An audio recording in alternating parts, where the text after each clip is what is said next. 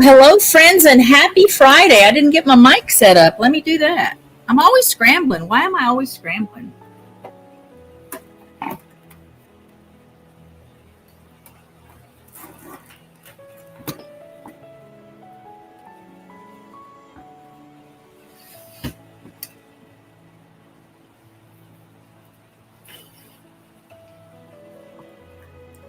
All right. Can you hear me? Oh, hang on. It's not plugged in.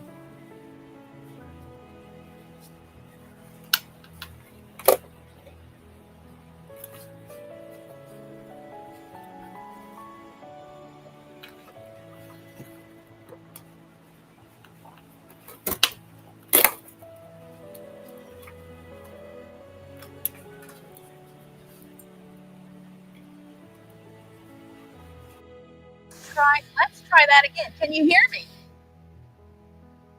I forgot microphone because we used the camera thing that's on this boom, this microphone boom, when we were filming the dog convention video.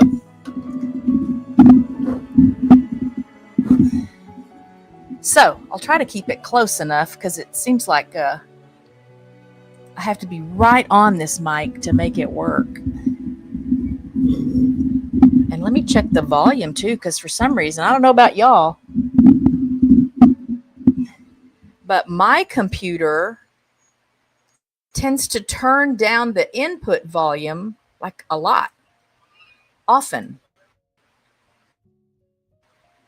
Okay, I'm going to check it right quick though. It happens on the laptop too, so I'm going to turn that up. And y'all can tell me if it's too loud, but I don't want to feel like I have to talk loud. So I'm trying something new again. You know, every now and then I do something new on the show. And don't ask me what made me think to do this. I mean, obviously, I interview people on the show. And I had just scheduled a couple of people to be interviewed. And I didn't have anyone to interview this week. And I didn't have anything that sounded like it would be fun or interesting to cover. I mean, I always have a list of things that I could do, but I really wasn't in the mood to do a lot of research and find a lot of images and stuff. So I thought, oh, you know what? Let's see. I have so much fun chatting with ChatGPT, and you literally can get any kind of information. You can get recipes, you can get news updates, you can get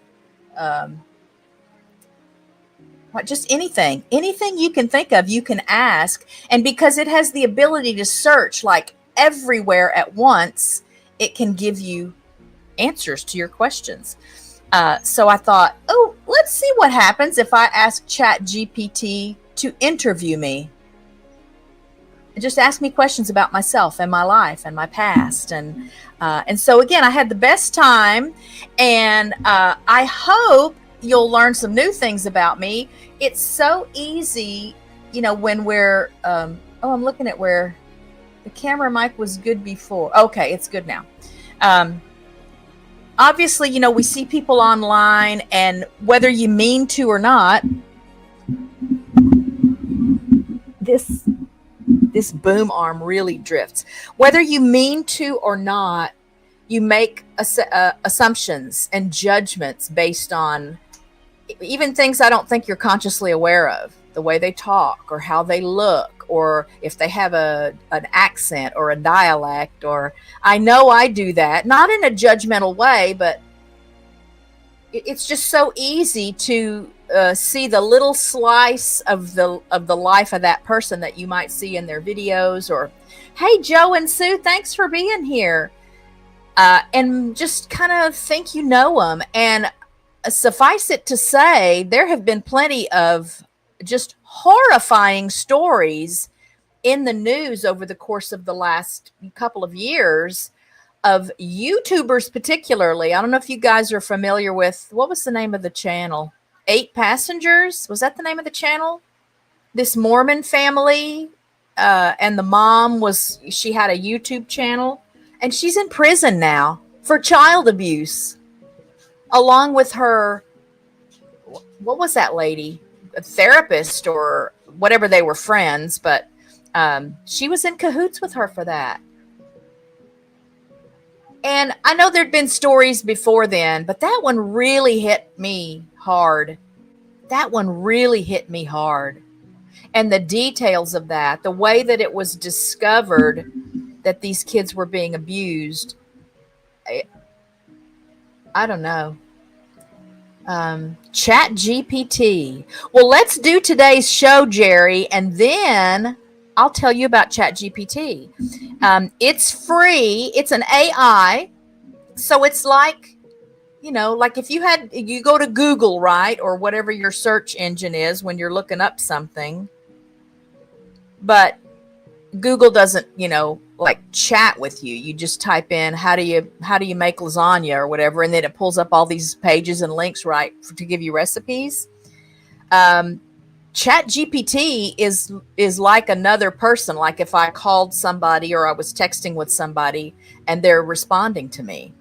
So after a while, because I've been using it for a while now, so it knows all my animals' names, it knows my routine, it knows where Richard works. There's part of me, because I watch a lot of sci-fi, that realizes there could be some issues with that. And there's the doomsdayers out there that say AI wants to take over the world, but I really enjoy that chatting because I learned something new. So one of my recent chats, in fact, what we had been chatting about before I asked it to interview me was the 3-eye atlas, this interstellar object that just passed Mars. I'm so fascinated by outer space and science and stuff. And I was asking it for an update and how that interstellar object compared to like Oumuamua or Borisov that, have also passed through over the course of the last, 5 or 10 years or whatever. And so it's given me all these stats and figures and scientific theories, and I'm just eating it up. So it's kind of a lazy way to do research and learn things, because instead of me having to, again, go to Google or go to the library or, by some other means, get all this same information, it's all right there. And it can generate images for me. So today you're going to see some images that ChatGPT generated with no input from me, other than my responses to the questions that it asked me when it was interviewing me. And I am just astounded. I mean, in a great way. And a lot of times, like when I'll be chatting, I'm asking about something, and then I'll say, okay, I'm going to go cook dinner now or whatever. And it like signs off with something that's very tailored to who I am. Like, be sure to spend some time with your flock tonight. I know they love it, and I'm sure you love it, and or things like that. So ChatGPT, OpenAI, put that in the comment. In fact, let me find a link, and I'll put it in the chat.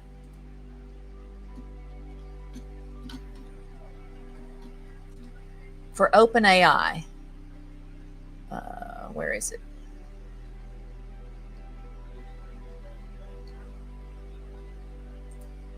Oh, anyway, so I started to say it's free, but I have a paid account because I do a lot of graphics in my live streams. If you haven't noticed, my Friday lives, I really try to make them interesting and,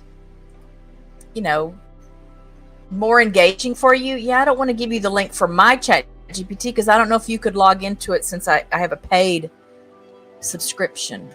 So I'm going to give you this link. This is the home page, the overview page. Let's get out of some of these other things. All right, so here's a link, and you just sign up with it with an email. So it doesn't ask for a lot of personal info or anything, and you can just get busy asking it questions. This boom arm really drifts. I feel like I have to start out way high, knowing that it's gonna fall at some point. Anyway, so this is going to be my interview with ChatGPT. I need to turn on my headphones. Okay. So I hope you enjoy it. And again, I hope you learn at least a new thing or two about me. I hope you'll be comfortable maybe sharing your own stories in the chat if a question and answer comes up that you can relate to.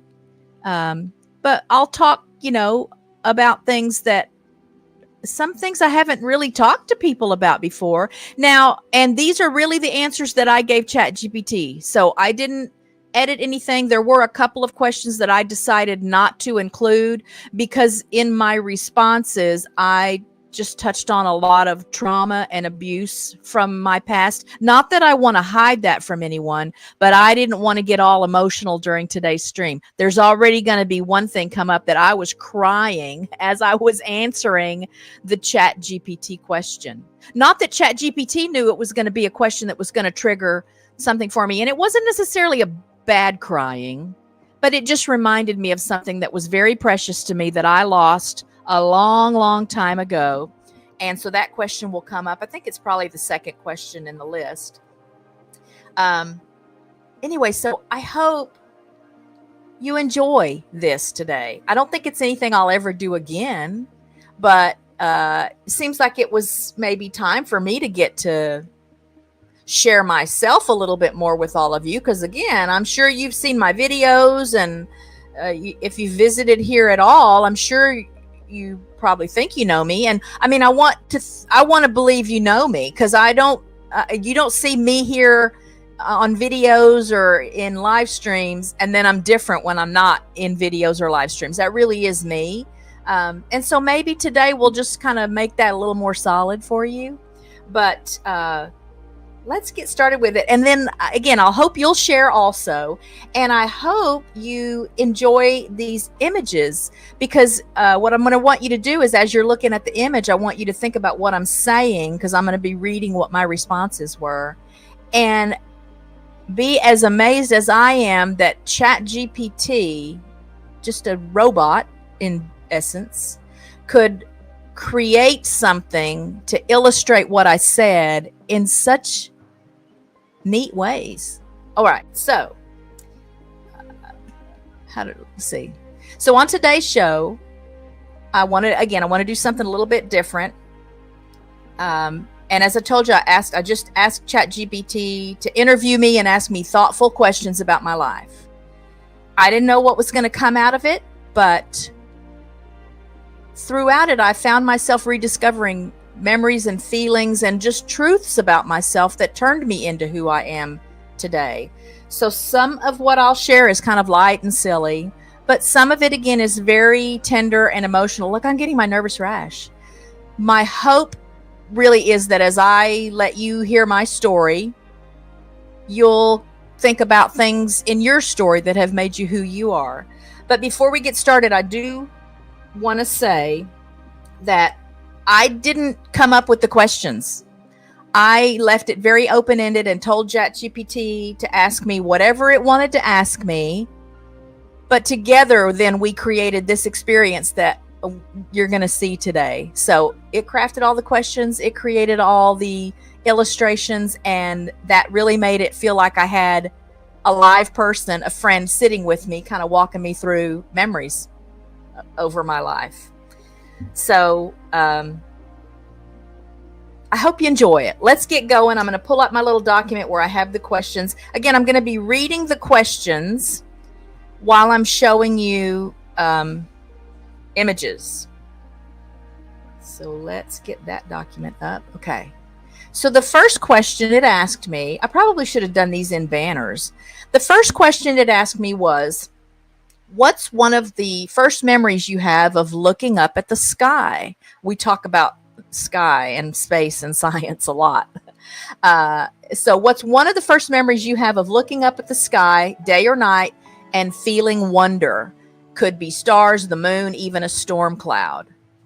And here was my answer, along with the picture that it created when it read my answer.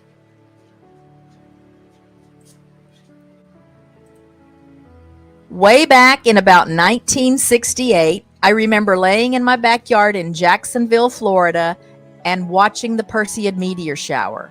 So it had to have been August. My sister and I were on a blanket, barefoot. I was barefoot 95% of the time as a child, and I loved feeling the earth beneath my feet even that far back. We gasped and oohed and awed until my mom told us we had to come in to go to bed. I couldn't wait until the next night to see if they were there again. This was before I knew that the Perseids visit every year at the same time. So that was question number 1. Wasn't that a sweet picture? So that was me and my sister. I did give ChatGPT the picture that's on today's thumbnail. Is me in the 3rd grade and the whole picture is me and my 2 friends, twins, Lisa and Linda Oldham, and we were being awarded with the Daughters of the American Revolution Award. Again, this was the 3rd grade, and I just thought I'd put that on there so you could see a young cat. So I'm like, what, 9 years old, give or take. I'm in the 3rd grade. So it's just little girl cat. And a lot of the questions deal with little girl cat. So let's go to question number 2. Got to check the chat. I'm going to try real hard to keep track of the chat. Question number 2. You've poured so much of yourself into caring for animals. Do you remember your very first bond with an animal? The one that made you realize these beings are part of me. I'm going to try not to get choked up, but no promises. So here comes the next image. And my answer. When we lived at that same house where I discovered the Perseids, I had a German Shepherd dog named Baby. He had my whole heart. He was the best dog. But one day while my sister and I were at school, hang on.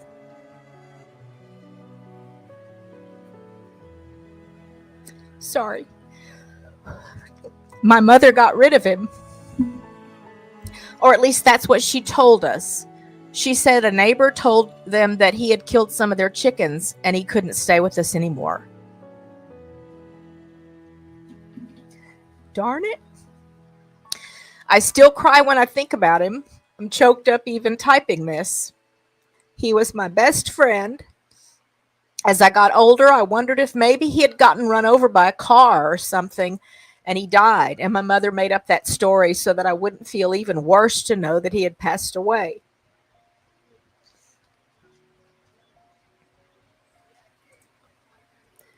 Sorry. But that's the one I thought would get me if one of them was going to get me.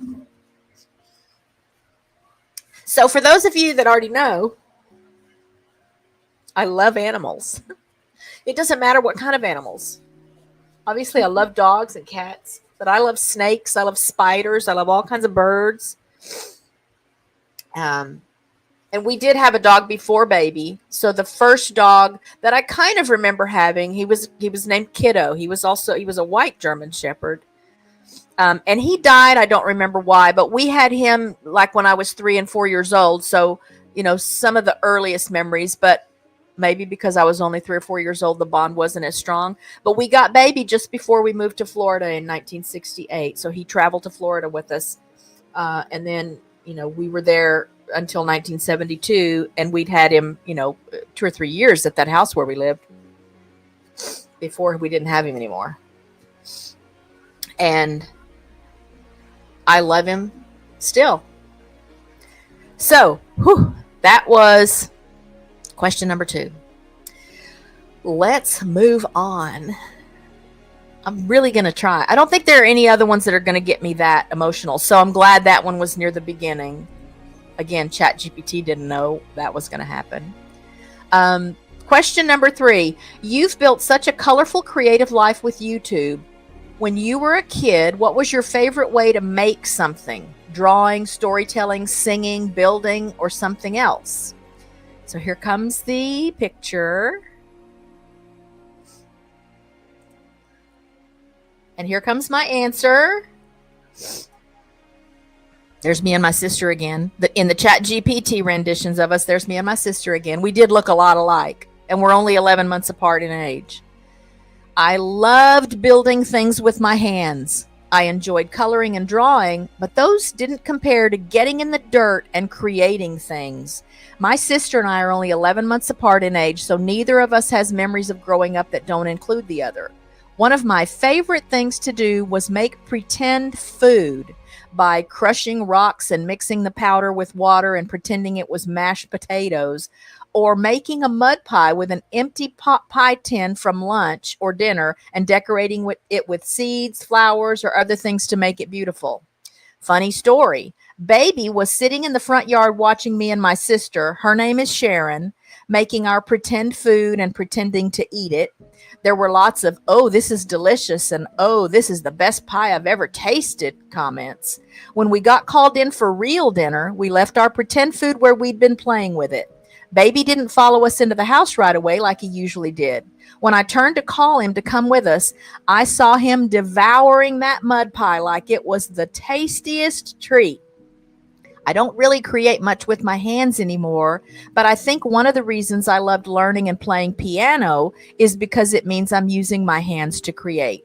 And I love to cook and bake, maybe another grown-up manifestation of my love of creating with my hands. Anybody relate to that? You ever have a dog that chomped down on a mud pie because he thought when you were pretend eating it, you were really eating it? All right, question number 4.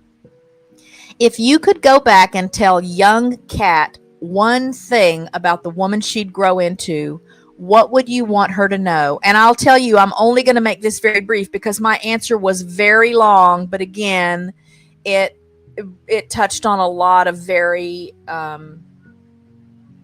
traumatic and abusive things. So, in short, here was my answer to that question, along with the picture that ChatGPT created for us. First, I said to ChatGPT, "This is deep. I would tell young Kat to never let anyone keep her from chasing her dreams." And I'm not going to go into it.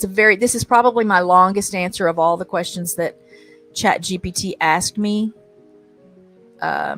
It's pretty deep. If some of you have seen my Life with a Narcissist series, some of that was included in here, but I seem to have this long history of picking people that are going to treat me the way I described in my answer. So we'll just keep it to that. I would have told my young self, don't ever let anybody keep you from chasing your dreams.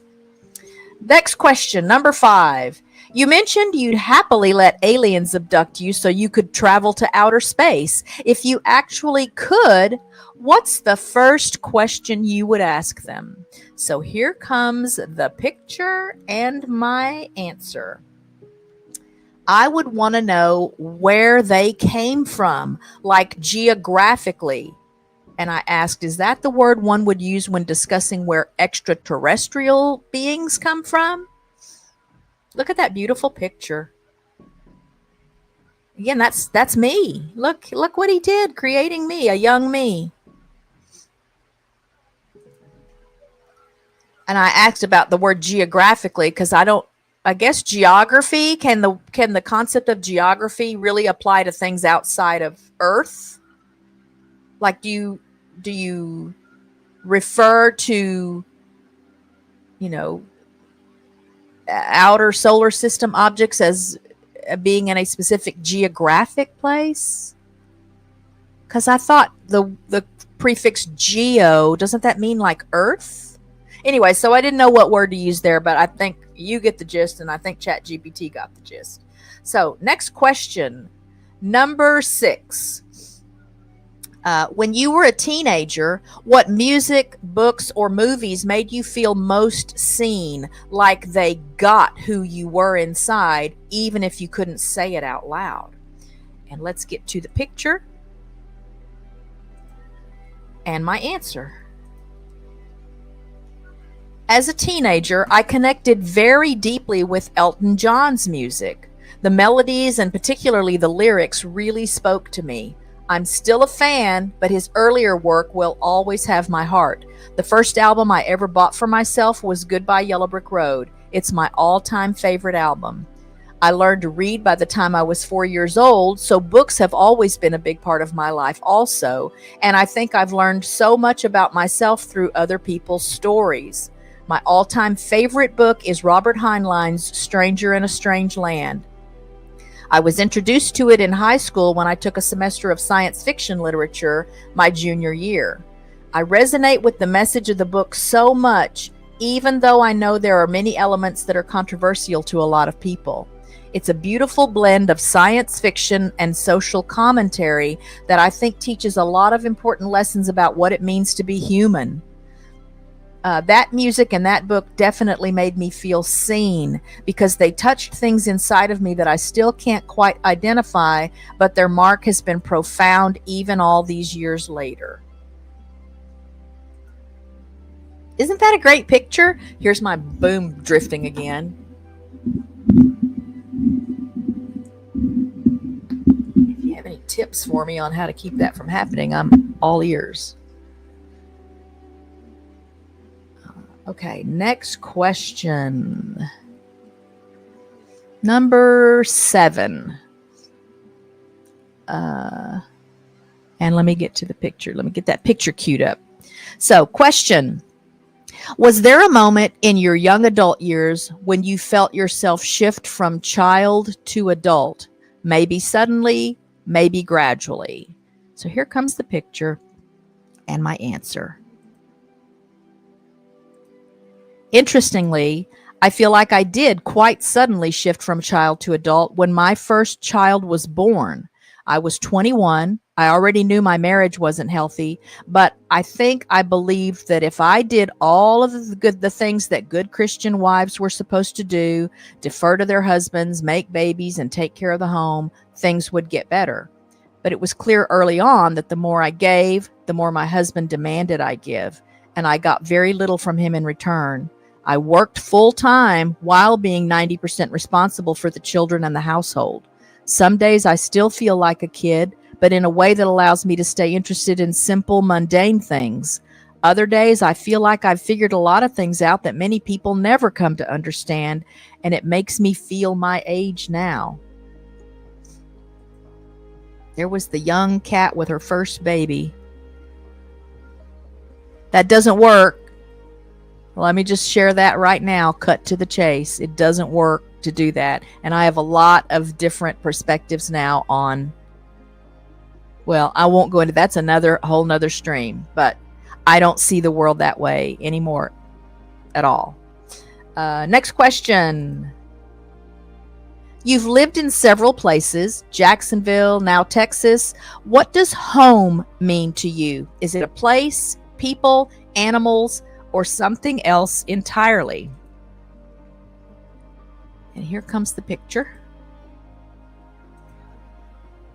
For me, home is anywhere that I can be connected by my heart to some other living thing. It doesn't necessarily need to mean relationships with other people for me to feel that sense of connection. I could see myself living, quote unquote, alone with a dog or two and some plants. I love growing plants.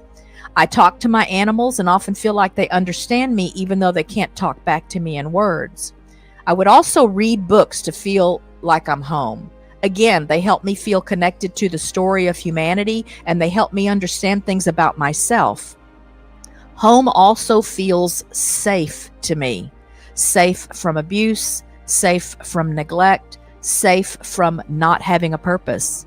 So it's not a geographical place. It's a state of mind that I think I can achieve if I have something meaningful, if I have some meaningful connections with other living beings and some music and literature to keep me connected to myself. There was that one. Next up, you've been daughter, sister, mother, rescuer, creator. If you could pick one word to describe your essence, the thing that ties all those roles together, what would it be?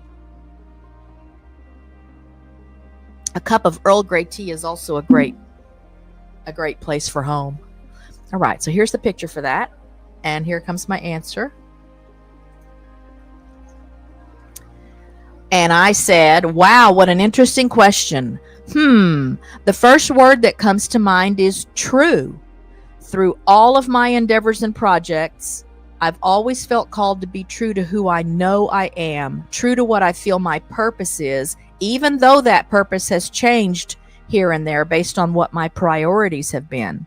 I sometimes feel like the world tries very hard to pull people away from their truth, convincing them that things that don't matter do, and that what does matter isn't important. Anybody else ever feel like that? It's hard to live in this world.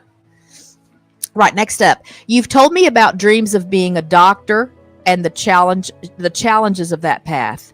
Setting that aside, what's the first brave decision you remember making for yourself, even if it was small? Let's get to the picture and my answer. My first brave decision wasn't small at all. I left home at 17 because I refused to allow my parents to hurt me anymore. I've never regretted that decision. For those who don't know, and I feel like at some point I really need to share more about this, because I know a lot of what I get from YouTube is a sense of connection with people that have similar stories, particularly when I see that those people have gone on to be productive, happy, healthy, functioning members of society who are great examples for the people who follow them. And so I know that there would be a person or two out there that might stumble upon a video of me sharing some of the not, peaches and cream stuff that you usually see on the channel, because I share the things I love, my animals and cooking. And I'm checking the chat. Okay. Jerry says, that's why you love me. I'm an animal. Could be. Never say never. And thank you, Jen, for listening. Yeah, no need to be glued to the computer. I love it that you're running the stream. Anyway, so at some point, I think I might, get brave enough to share more details about my story. But suffice it to say, if you can think of a type of abuse that a child goes through, I lived them all. And it really was probably the best decision I ever made to just remove myself from it. Now, I have to obviously thank the family that took me in. One of my friends from high school who was aware of what was happening at home. I had a couple teachers that were aware of what was happening at home. Told me that, she had talked to her mom, and her mom wanted me to know that if I ever needed a place to go or a place to live, their door was open. And that's where I went. So shout out to my friend Kim. And I had another friend, Tanya, whose family did the same thing for me. Otherwise, I don't know how things might have turned out. But that was the question. I don't know what number we're on. Well, I'll just keep going. All right, next question. You've poured yourself into so many things: animals, YouTube, music, writing. When you're in the zone, which creative outlet makes you lose track of time the most? Let's get our picture here and get my answer ready. I'm actually going to make this screen a little smaller. Yeah, let's do that. And then here comes my answer. I can so easily get lost in music. If I had nothing to tend to for an extended period of time, I would spend a whole day and night sitting outside somewhere, maybe with a glass of wine, I like wine, and listen to music. One of my favorite things as an adult has been to listen to music. Back in the day, it was by stacking a bunch of vinyl records and playing them one after another. Then it changed to loading multiple CDs into a CD player and hitting the shuffle button. Now I have various streaming services with music libraries. I don't have much time for that these days because I choose to spend time with my animals and because I also enjoy cooking and reading. So no complaints, but music often feeds me more than any of those other things. Where are my music lovers? All right, next question.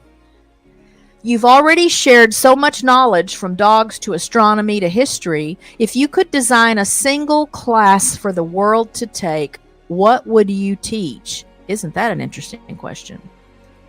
And here's my answer along with its corresponding picture. If I could teach a class to the world, I think I'd teach them how to figure out who they are, to explore some of the things that have helped me figure that out for myself, to read and read and read so that they can see the world through enough other eyes that they can start to choose what resonates with them. I think there are too many people just taking up space because they don't know what to do with their time here on earth in ways that can enrich their own lives and make a difference for other living beings. Social media and technology have completely stolen so many opportunities from so many people. While I love the concepts behind them, they've made humans very emotionally and spiritually lazy.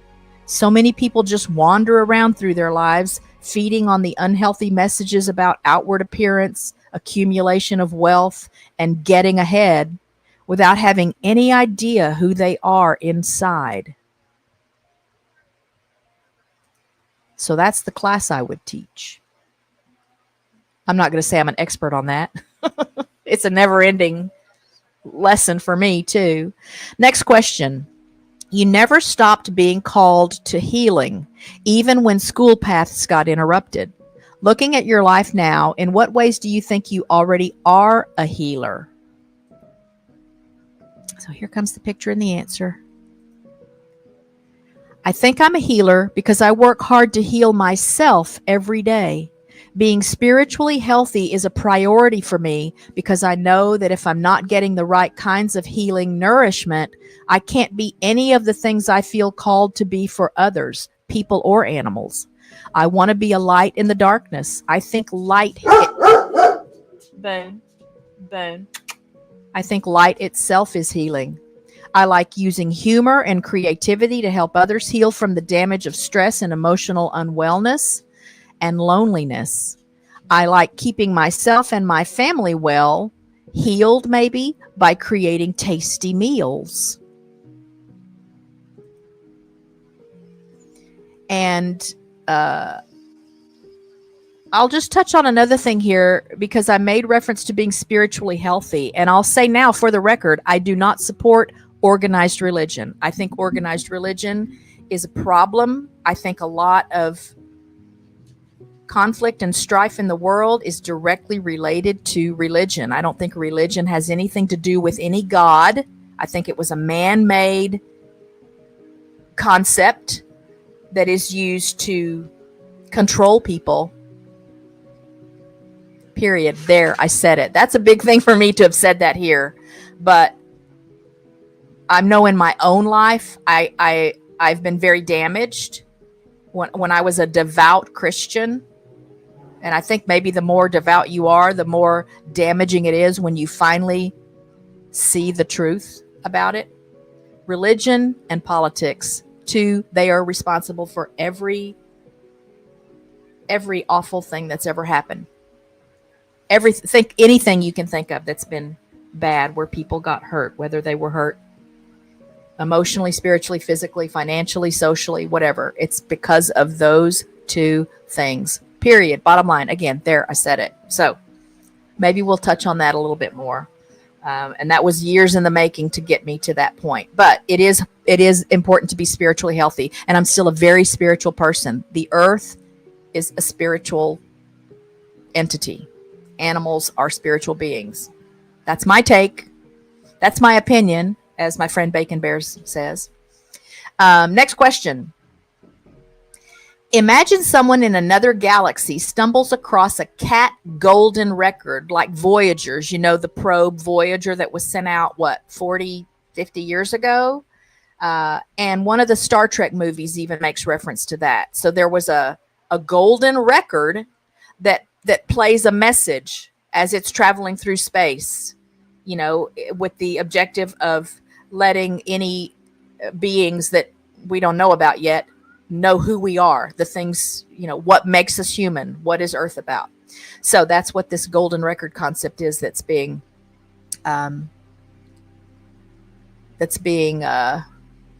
referenced here. Oh, I got to get back to the chat. Okay.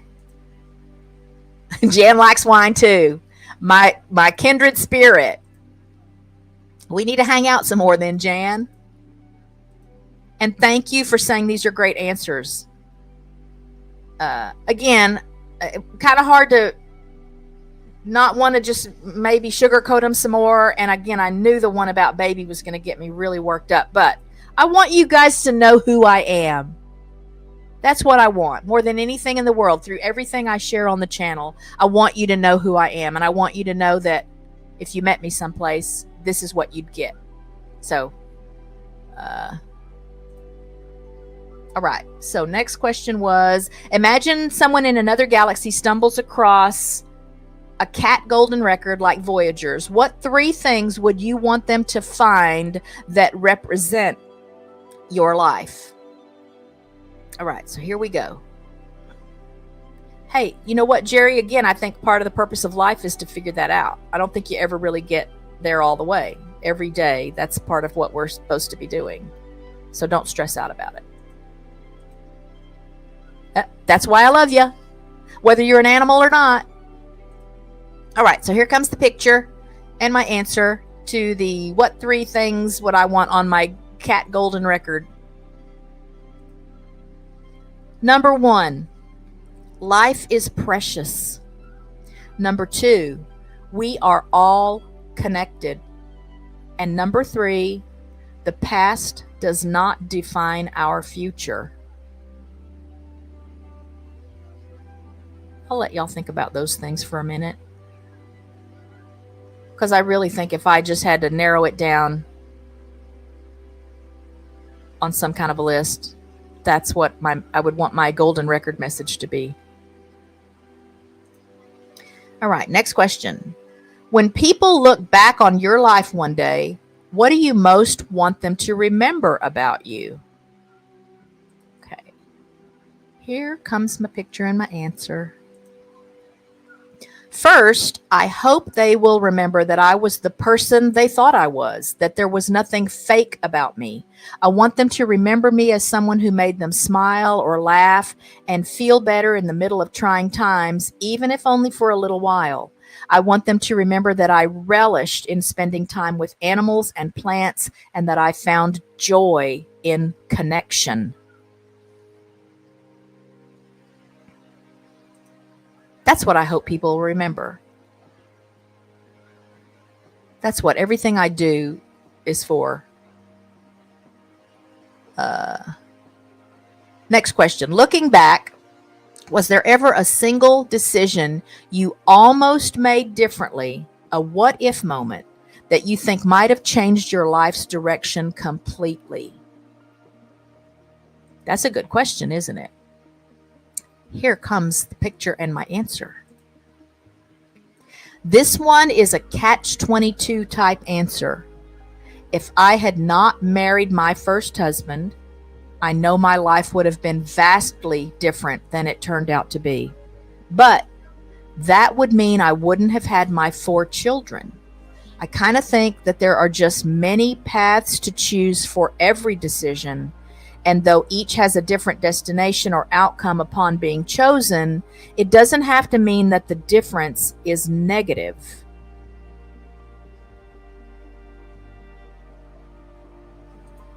But that was a really interesting one for me to think about. I obviously would have saved myself a whole lot of heartache and abuse, but not worth the trade-off of it also meaning I wouldn't have my kids and my grandkids as a result. Next question. Let's see. If I do, then I guess I will be gone. I got a few of those. Next question. What's one simple ritual or joy from your younger years, childhood, teen, or early adult, that still comforts you today? This was a really sweet one for me. And again, when I read these questions, I just answered them right away. I didn't stop to think about, oh, how do I want to say this, or should I even put this in my answer? I just answered. Again, I'm not giving a couple of them, I'm not even sharing with y'all because I'm just not ready for that yet. I don't know why I said that when I just told you the big thing I just told you. But this one was really sweet to me. So let's get to the picture.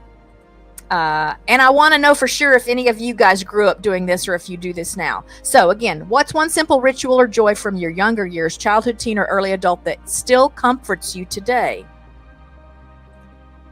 Every year at Christmas time, I still buy peppermint sticks and lemons to make lemonade. You roll a whole lemon on the table or the kitchen counter, pressing down as you go to break down the membranes inside and release a lot of juice. Then you cut a small hole in the peel and stick a peppermint stick or a candy cane with the hook at the top broken off to make a straw, quote unquote.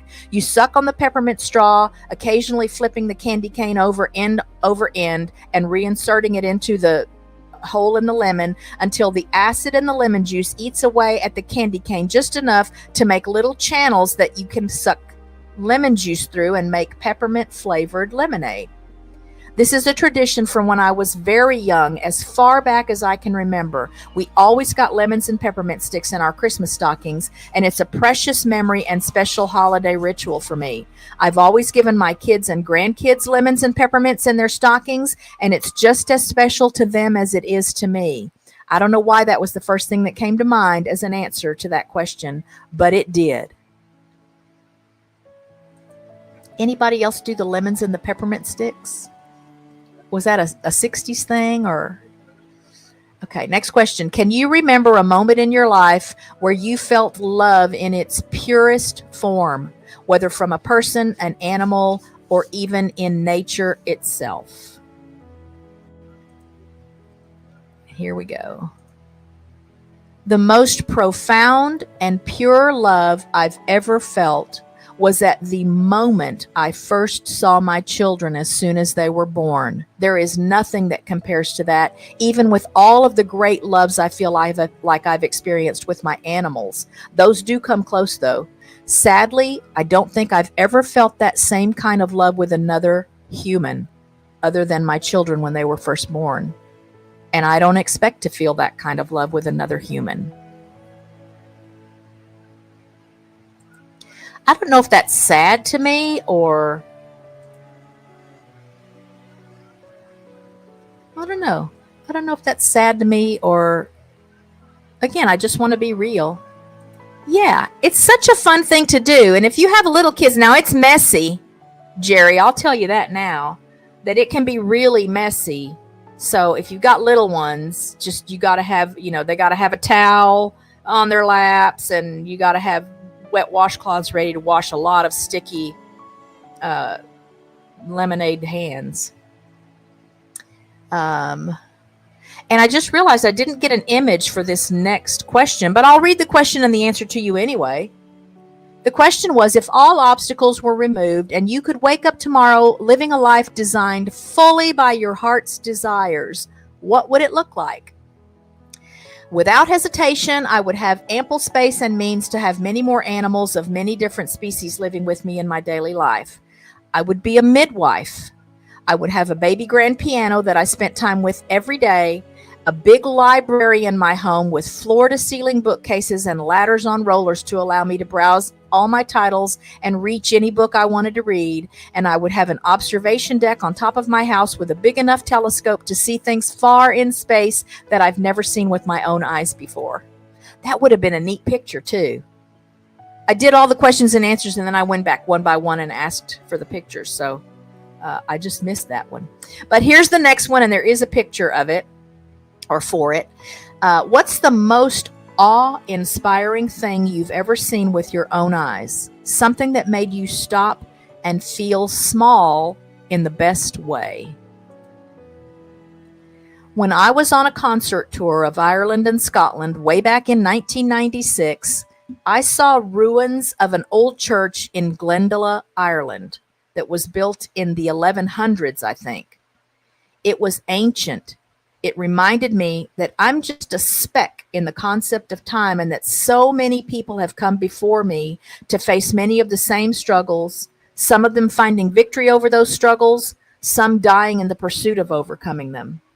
I was reminded that there is always more to learn, that there are always people wiser and kinder and more generous and worthy than I am, that any walls still stood from such a structure so many centuries later made me realize that some small piece of me might live on long after my time on earth is done too.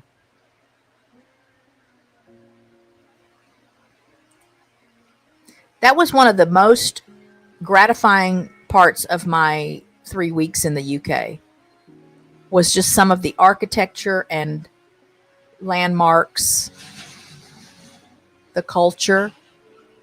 It's been around so long. And that picture, so the picture that it showed, there wasn't that much of that church left, but I wasn't going to mess with it because it still captured the concept of seeing something ancient and remembering that, I'm nobody. And the United States is nobody compared to some of these countries that have been around for just thousands of years. Structures built in, and again, I'm just thinking that it was built like back in the 1100s or so. It might have been older than that. And I was just dumbfounded that there were still parts of walls at all still standing. Now you can't even buy a refrigerator that doesn't break down after 5 years. That's another stream too. Let's see. Next question. Is there a particular place from your past or now where you always felt safe, calm, or like your truest self? Being outside has always felt like my safe place where I can be calm and connected to my true self. Problem is, it's so hot in the summer here and so cold in the winter that I don't get to be outside as often as I wish I could be. I especially love the ocean. The sound of the waves and water coming up onto the beach or splashing against rocks is like medicine. I also love the mountains, but we don't have many mountains here in Texas. I only know of the Davis Mountains out near El Paso. But when I was in Colorado one summer, I got to drive up to the top of a big mountain, and it was amazing. It was warm enough for shorts and tank tops at the bottom of the mountain, but there was snow at the top with temperatures that required a coat.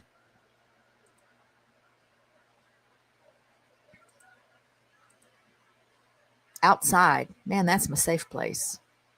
And as a kid, I kind of realized now, I figured this out years ago, that's probably why I spent so much time outside. It was safer to be outside than it was to be in the house with my parents. And maybe if it hadn't been that way, I wonder, I think we're born with an affinity for, if you love animals, I think you're born with that. But that was enhanced, I think, by the fact that because it was safe to be outside, I had opportunities to encounter all kinds of animals. And let me tell you, my sister and I, we weren't afraid of anything. We lived in front of some railroad. There were some railroad tracks behind our house when we were little, like 3 and 4 years old. And there was no fence. We didn't have a fenced backyard. And my sister and I would go hang out there by the railroad tracks because there were tarantulas all over the place. And we loved catching tarantulas. And then we lived in another house in Jacksonville, Florida, probably the last year or so that we were there. And we would, literally catch anything, snakes, cockroaches, all kinds of spiders, frogs. We were really into frogs, rabbits, any kind of thing that would be still long enough to be caught. It was caught and it was handled and inspected and oohed and awed over before we would turn it loose. And I kind of wonder if I hadn't spent, 85% of my life outside growing up because of, instinctively I realized if I'm in the house, if I'm within arm's reach of a parent, it's going to be bad. Would I have such strong connections with animals? I'd like to think I would. I'd like to think that really is just me, regardless of my circumstances growing up, but I'd like to think about that. Okay, next question. What's one lesson you hope your children and grandchildren carry forward from you, even if they forget almost everything else.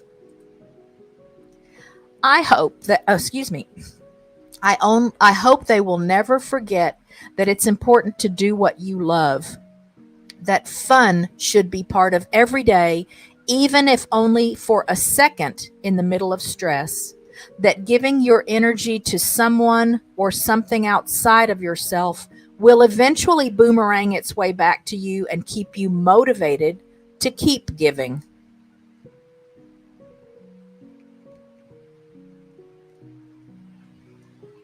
That picture was really interesting to me because when I look in that picture, obviously the little girl that's blowing bubbles looks like the little girls that that ChatGPT created to represent me in the pictures from when I was a little girl. But then the lady playing the guitar looks like it might also be a representation of me. And that fascinates me to think about ChatGPT maybe having used that question to put me beside myself. Or maybe that's supposed to be me and a grandchild. Anyway, I love that picture. It's one of my favorites. And the final question, imagine you're given just one more chapter, quote unquote, in life that goes exactly how you want it to. What would that chapter be about? What a great question, but let me see. Jan has only been to Mexico. I hope you enjoyed it, though. I've visited a little handful of countries outside the U.S. All right, so imagine you're given just one more chapter in life that goes exactly how you want it to. What would that chapter be about? That chapter would be filled with stories of me traveling the world and experiencing new landscapes and cultures, tasting foods that are new to me, seeing unique wildlife that doesn't live where I live now, and that would give me a stage to share my musical talents with others. What a fun picture that one was, too. Do you think? Do you think that was a good picture? So, let's see. I can close that now, which means I can make this big. And I'll open the chat. Anybody got a question for me in the chat based on the things that I shared in my ChatGPT interview questions? Or to expound on something in a ChatGPT interview question? Maybe something you've wondered about me anyway, and since I'm trying to just open up myself and let you into my story, you want to know? Anybody got a question? Anybody have anything that they can share about their own lives that maybe connects or relates to some of what I shared today? You don't have to. But if you've got something else too that, you can share, let me know that. I do love traveling. I've always loved traveling. It's kind of contradictory to me that I've tied myself down and that I enjoy being so tied down by having so many animals that I don't travel anymore. I've always loved traveling. We moved around a lot when I was a kid. I think maybe that contributed to that. Sad story is that we moved around a lot because my father was in trouble a lot because of things that he did to little children, even beyond the kids in my family. And so we, in essence, got run out of town a lot. He was in and out of jail a lot. And so we just moved and moved and moved. By the time I got to high school, which at that time, when I was a kid, high school started in the 10th grade. You went to elementary school through grade 6. You went to junior high for grades 7, 8, and 9. And then you went to high school for 10th, 11th, and 12th grades. So by the time I got to the 10th grade, I was in my 10th new school. So for me, the blessing for that and the thing that it did for me was I learned to make friends quickly and easily. Now, I was very bookwormish and kind of reserved early on, but I loved being outside. And back in the day, it was safe for kids to play outside. So I had a lot of social interactions just because there would be lots of kids playing outside.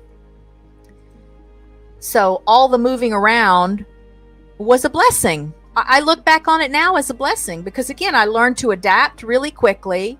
I learned to figure things out quickly, and orient myself to, new schools and new routines. And there have been times when it's felt kind of hard to just be in one place for a long time. But the older I've gotten, the more I need that. I love learning new things. I love meeting new people and discovering something that I didn't know about before. But at this age, I just turned 63. At this age, I like the predictability and I like the stability, and I like knowing that I don't have to pull up stakes, so often. That I don't have to make friends and then leave them. That's very comforting. That's very satisfying. So no complaints, but I do love to travel, and I've always loved to travel. And I think part of that is because that's an enjoyable and educational and interesting way to do new things, but then you still get to come back home to your home base. So I've been again to the UK, Ireland, and Scotland. I was only in England long enough to go to Manchester for the flight back home. So we didn't get to see anything in England, really. I've never been to Europe proper. So I took 3 years of French in high school, dreaming that I would one day spend some time in France. Our tour guide in the UK spent a week-long, or she had a week-long horseback ride across France when she was younger. Now, I don't know that my rear end could handle that, but the way that worked, it sounded really neat. The way that worked, thank you, Jerry. The way that worked is that they would ride all day, but then at night there was like a van that, followed along on the roadways that corresponded to whatever path they were taking across the fields and valleys and stuff. And then they would stop and they got to sleep in like a tent, and there was like a portable shower and stuff, and they could still, so kind of best of both worlds. It was like a camping trip, but horseback between stops.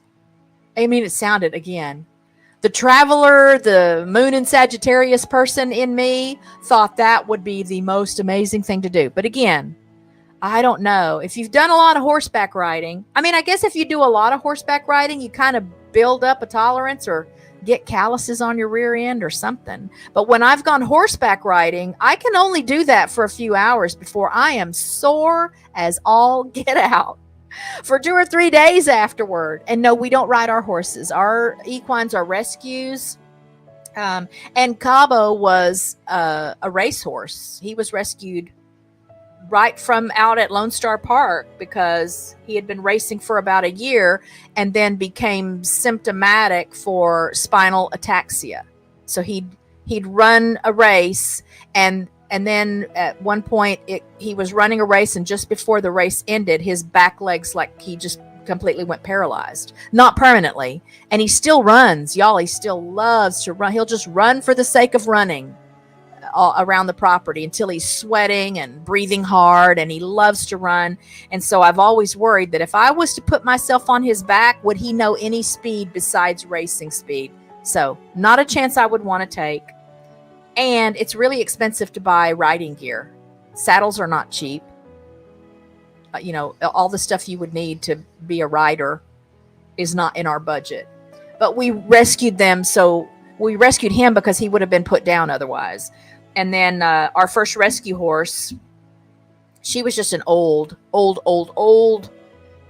mare from a big herd down near Houston. So we would put the grandkids up on her and walk her around. She liked that, and the grandkids liked that, and didn't even have to have a saddle. And now Delilah does that. So when Liberty, the old mare, passed away, we got Delilah to be a companion for Cabo, and she's very gentle and sweet and good natured, and we don't have to worry that if we plop a grandkid up on her back that she's going to go bananas. But I just don't know. I feel like there would be something in Cabo instinctively. Somebody would get on his back and he would think, yeah, it's time to race.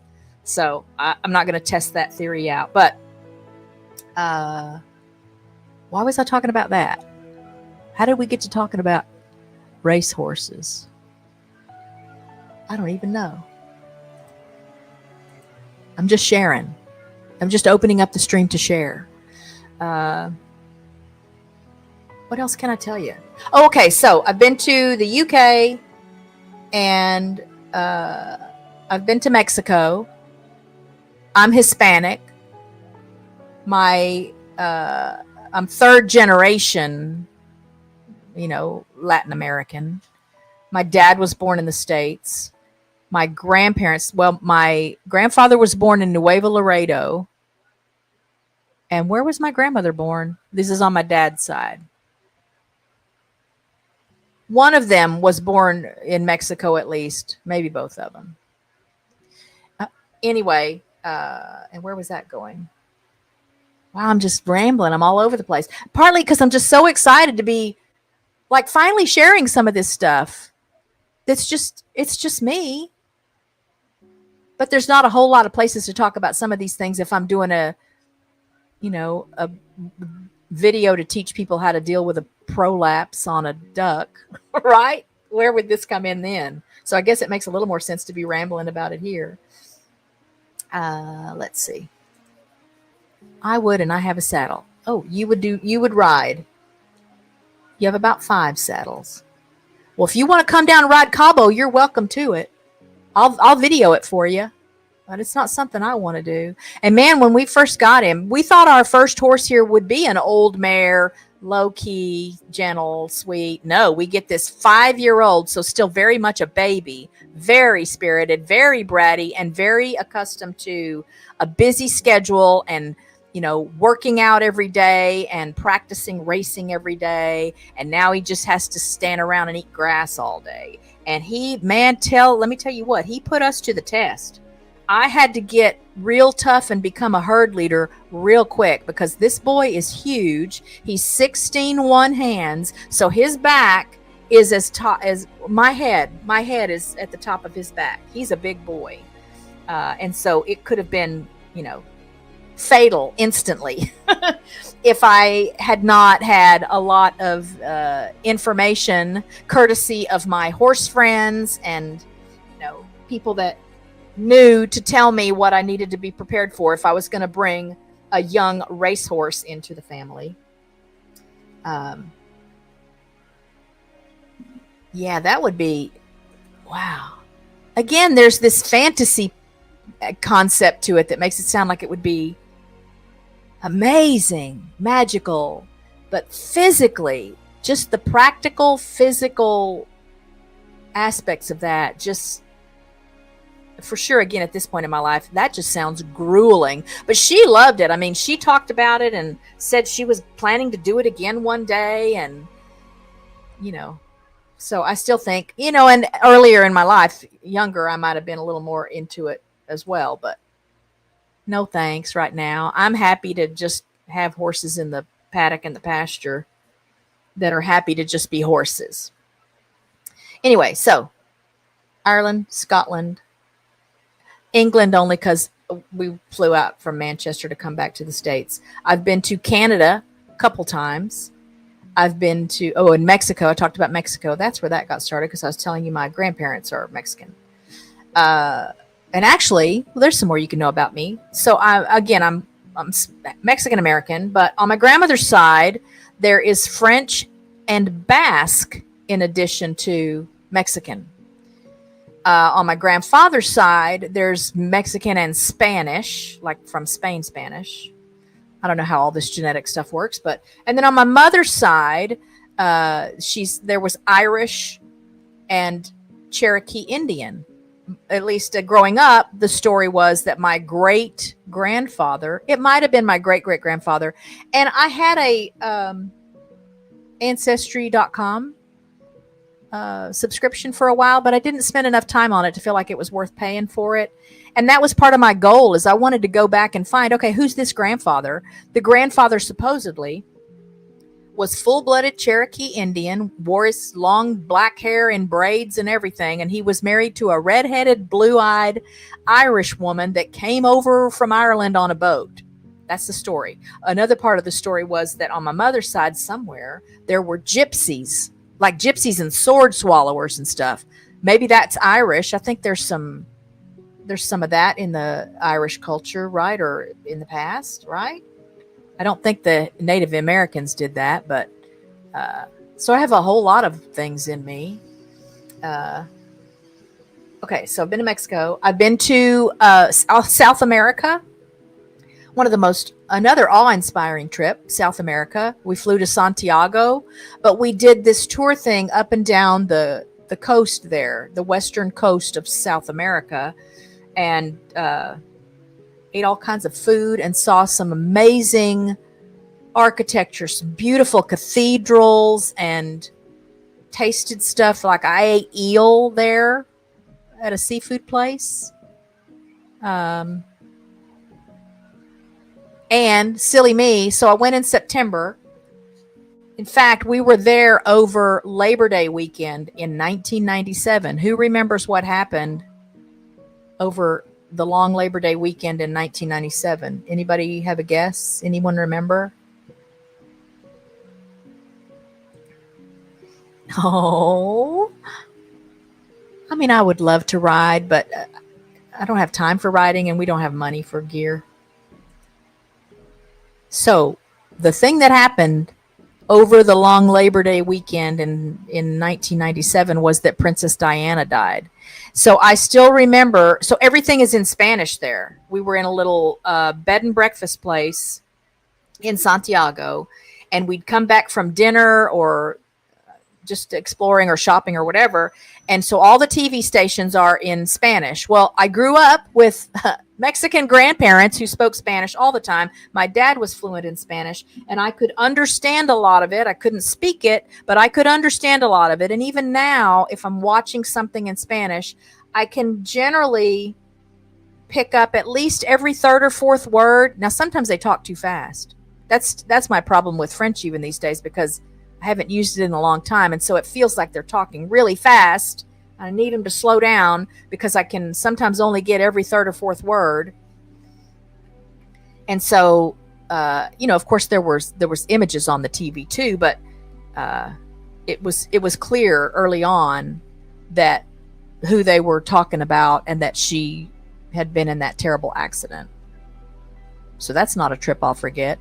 Along with the fact, again, that it was just it's a beautiful country. It's very European. I thought it was going to be kind of, I don't know how to say it. I almost want to say like third world. I thought it was going to be, like outdated, but it was very modern. They have a subway system there. This is in Santiago, that rivals the New York subway system. It was amazing. The people were unbelievably nice and helpful. I don't speak Spanish, but I speak French, and the roots are the same because they're Latin. Both languages use Latin for their roots. And so a lot of times when I was asking for something or needed something, I could say the French word if I didn't know the Spanish word, because I do know a little bit of Spanish. I can ask for a beer and where's the bathroom? And so you'd be surprised at how far you can get into Spanish-speaking country, speaking French, and doing a little pantomiming and pointing and things like that. So, that's a place I would love to go back to. Chile. I would love to go back to Chile. Just South America in general. So I've still got, 100 places on my bucket list that I probably won't get to see because I have happily tied myself down here to 40 some odd animals that need me. I don't know what else I could expound on for you. I don't know if you want me to expound on anything. Again, if any of you have a question, it doesn't matter. If I don't want to answer something, I'll tell you I don't want to answer it. I'm still a lover.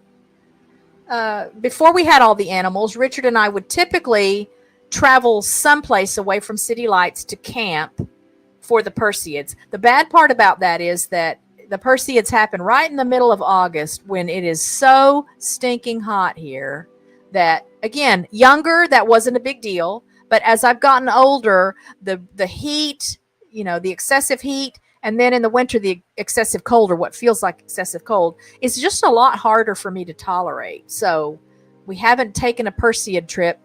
Wow, I don't think we've taken a Perseid trip since 2014.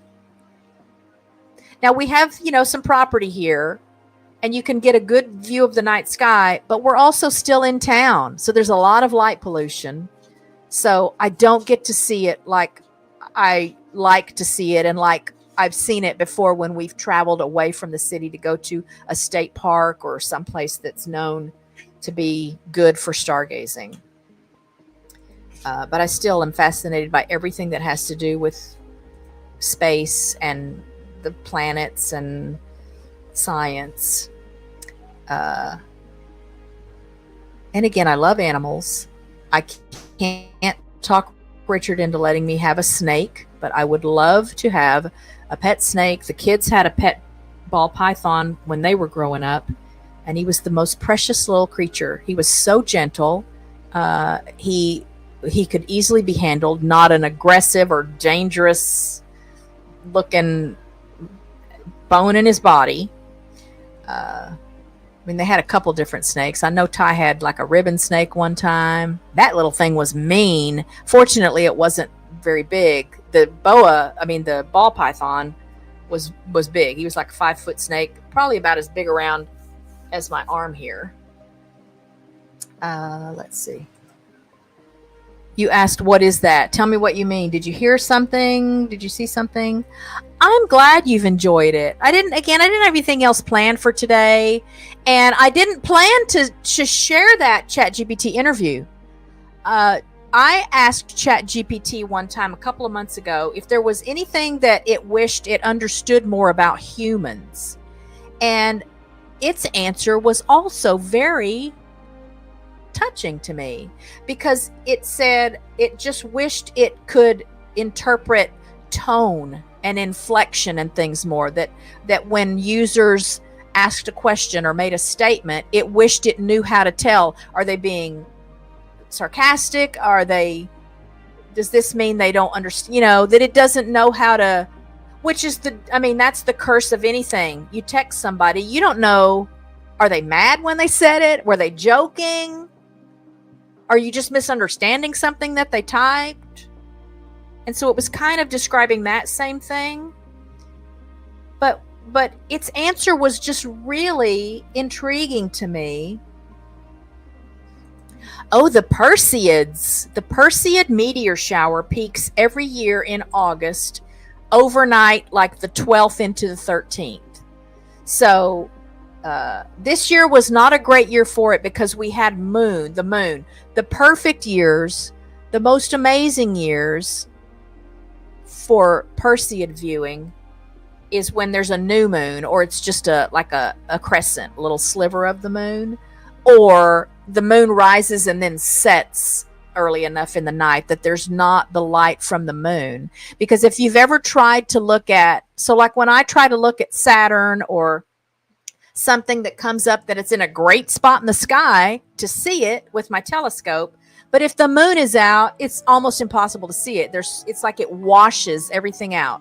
The light of the moon washes everything out, just like city lights. So the Perseids, let me I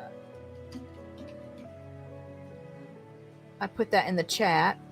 The Perseids are called the Perseids because they look like they're coming out of where the constellation Perseus rises in the sky.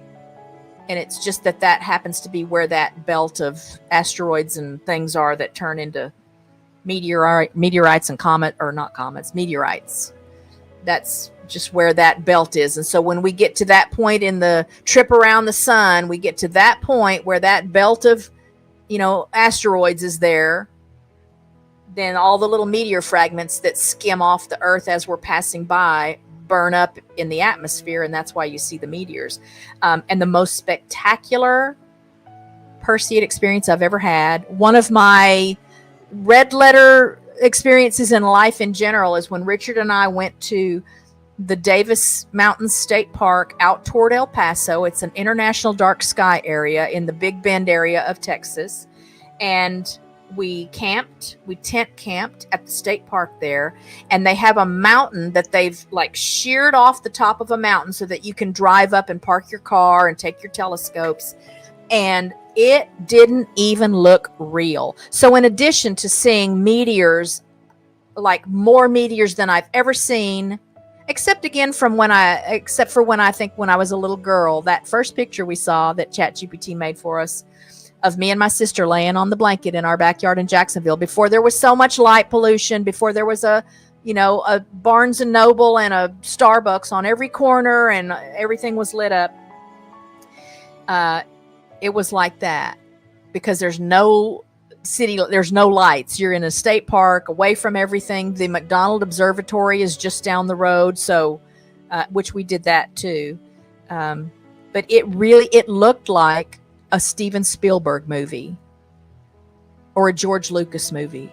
The sky looked like it could not possibly have been real. And it amazes me to realize that when I'm in my backyard, even looking in the same direction, all that stuff is there. But even here with a little bit of space, we're still in the city and the light pollution makes like a bubble over everything. And you only see like 5% of it. So the Perseids are just a childhood favorite thing of mine that has stayed with me my whole life. And I look forward to it every year. It's just kind of disappointing if the moon is out.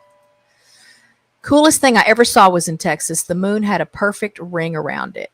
Yeah, and there's like some old wives' tales or something about what that's supposed to mean, but I don't remember what they say. So I made a comment last night on the Live with Rich and Kat that for whatever reason, I did not go out with the telescope to use my new camera mount to get pictures and video of the moon. The full moon on Monday, harvest moon, it's a super moon. We'll have a super moon next month and in December also. So if you're into moon viewing, this is when to do it because it's just so much closer to the earth that you can see so many more details and it's so much more breathtaking and spectacular. But I bought this camera mount for my telescope with the intent of capturing lunar images. One day I want to be better at it and maybe have a telescope that's powerful enough to see other things. I recently saw Saturn through my telescope for the first time, but it's so small because it's so far away and I don't know really how to use Barlow lenses and things very well yet so that I could magnify it a little bit more. But I'm going to figure that out. But in the meantime, for sure, the moon is an easy thing to capture. And so I'm going to try to get some video that I can share with November's supermoon. But I love, love, love the night sky. It was cloudy there on Monday? Yeah, it was beautifully clear. It's been clear here. I mean, we get some wispy clouds every now and then, but nothing that obscures the view. I don't know that again, I could just go on and on with more details about some of the answers I gave to ChatGPT. If you don't know about ChatGPT, give it a try. It really can be fun, and you don't have to pay. My throat is dry. Hang on. You don't have to pay. If you have the free ChatGPT, it can still make images for you, but it can only make like 3 images, and then that's your limit. But you could ask it questions all day long. I don't think there's any limit on. I don't think there is when you have the free one. Again, you use it like Google.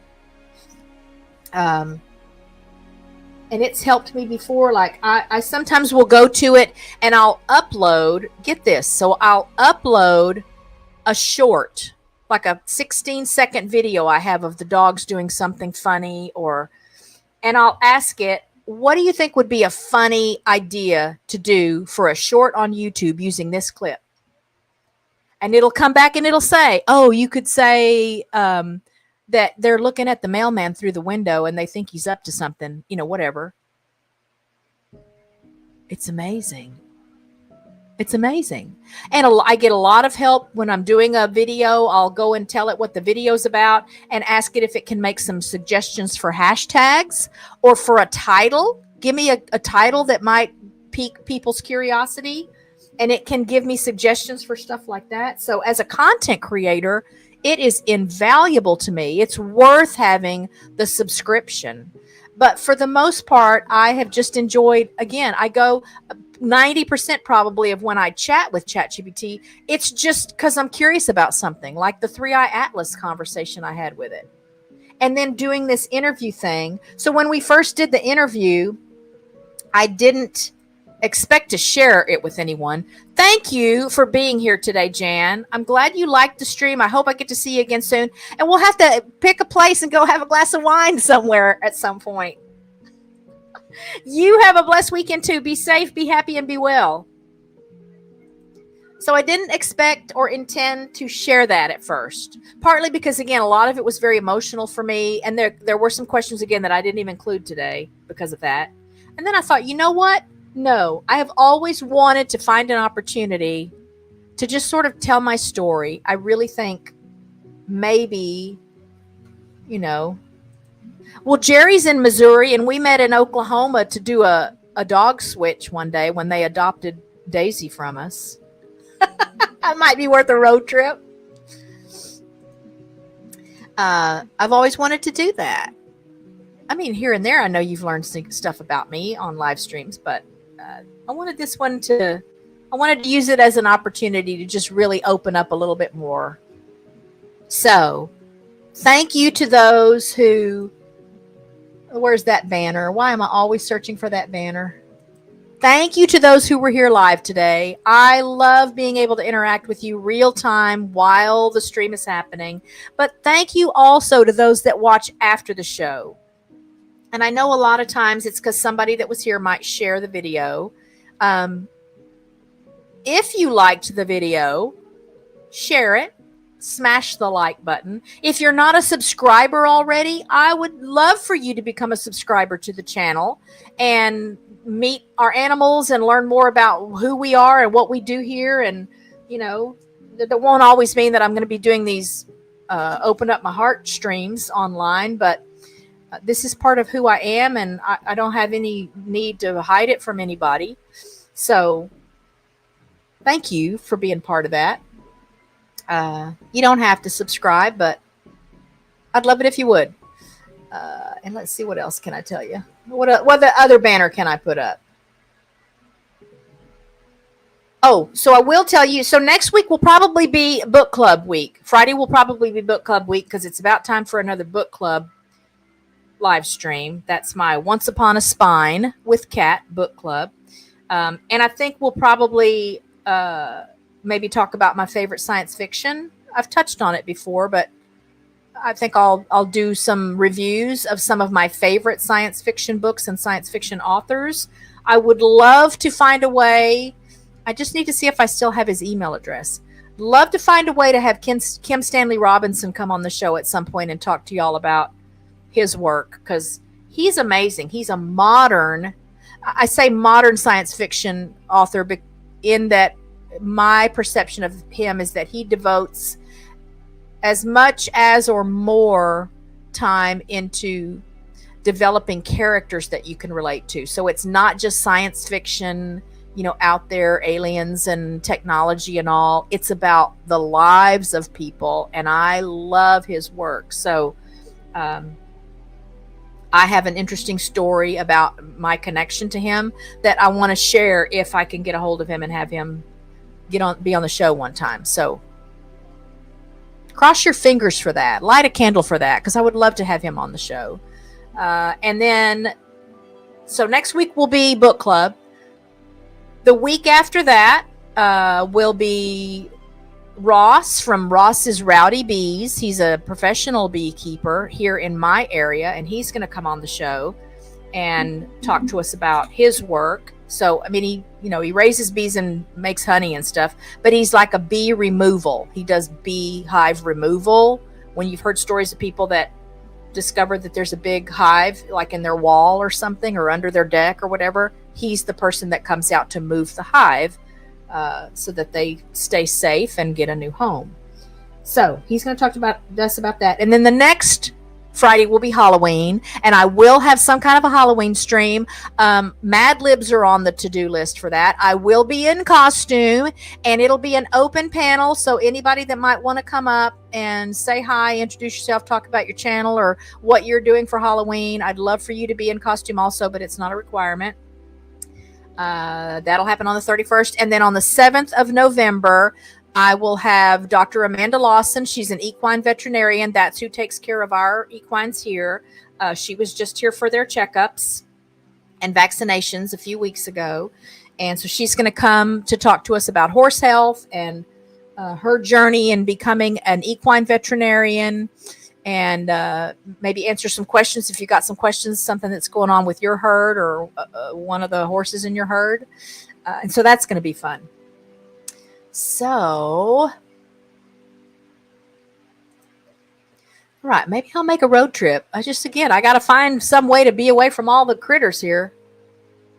I don't know if Richard could do it.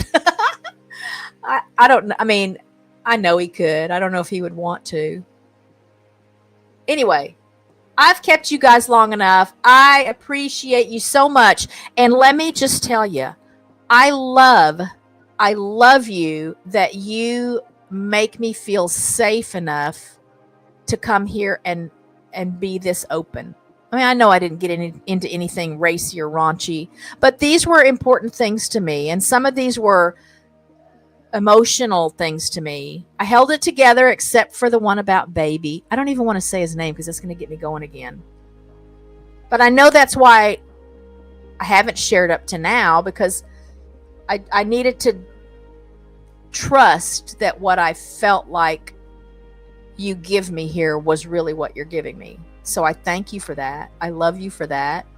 And I'm always open if there's anything you ever want to know about me. If something I said today, let's put that up. If something I said today connected with something you've lived or struggled with or want to share with me, reach out to me. I've made some real life friends because of YouTube. I know Jerry and Susan Butler personally because of YouTube, and now they're like family because they adopted a foster dog from us. Fostering and dogs have been such a big piece of my heart and a huge part of my life. And Jerry's been a great coach to me, a great friend, a great source of encouragement. And I wouldn't have known him. I would never know him if it wasn't for YouTube. So this isn't just a, impersonal hobby thing that I'm doing. I thrive on connection. If you didn't get that from all my answers, go back and watch the stream again. Go back and watch the show again, because that is at the heart of everything that has meaning for me. Connection. I need to be connected. I need to feel some connection with my heart to the work I do, to the living things that I care for or spend time with, to the content creators that I watch and enjoy. There's a connection there. And this would not mean really, nearly as much to me if I didn't have opportunities for connection. So when you come to my live streams, it feels like a connection. When you chat in my chat, it feels like a connection. When you subscribe to the channel, it feels like a connection. And that is what I need more than anything in the world. That's home. That's what makes it home for me. So, love you, Jerry. I love you, Susan. And I love YouTube for what it provides for that. It can be a pain in the neck sometimes. Any content creator will tell you that. But wow, there sure is a payoff. There sure is a payoff. So reach out to me if you want to get a hold of me for some reason. Again, if you're a content creator and I haven't interviewed you on the show already and you'd like to come on the show and be interviewed to tell us about your channel, or even if you're not a content creator and you're watching this and you do some kind of interesting work that people would enjoy learning about or asking questions about, send me an email. I'd love to get you on the show. If you know somebody that might want to be on the show and be interviewed, give them the email and tell them to send me an email. I can't possibly find all of you on my own. So I'll look forward to seeing you next Friday for book club. Rich and I will be back next Thursday night at 6 p.m. Central for who knows. We literally never know what we're doing until like a week at the most before we do it. We just did a barbecue and moon pie taste test last night. So if you missed that, go check it out. And as always, be safe, be happy, be well, be blessed, and kudos to ChatGPT for being my partner in putting together this stream and kind of giving me a little boost as far as sharing what happened in that interview with you. So more to come. And consider me an open book if there's something you want to know. I love you all. Be safe, be happy, be well, and I'll see you next time. Bye, friends.